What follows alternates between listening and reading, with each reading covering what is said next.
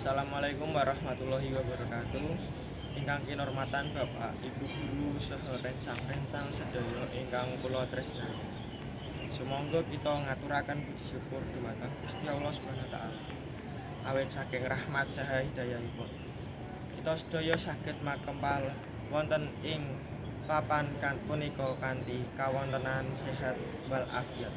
Shalawat saha salam mugi tansah kasanggenaken dumateng junjungan kita Nabi Muhammad sallallahu alaihi wasallam. Para rawuh ingkang kinurmatan, ing wekdal punika kula badhe ngaturaken sesorah kanthi irah-irahan bebayanipun pergaulan bebas. Pergaulan bebas inggih punika sesarawungan ingkang nglanggar norma-norma agama, sosial, saha tata krama ingkang sampun lumrah wonten ing masyarakat. Ing jaman semenika pergaulan bebas saya gampil mlebet gesang para nom-noman amargi pengaruh globalisasi media sosial saha kurangipun pengawasan. Bebayanipun pergaulan bebas katat sanget saged ngrusakake saha budi pekerti para remaja.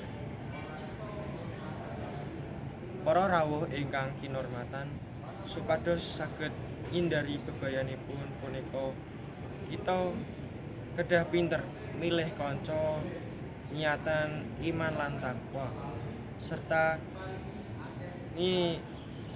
nginekaken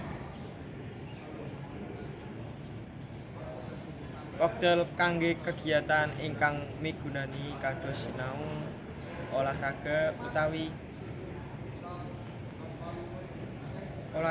utawi nderek kegiatan positif sanesipun. Kajawi punika peran tiyang sepuh saha guru ugi wigati sanget kangge paring pitedah saha pengawasan.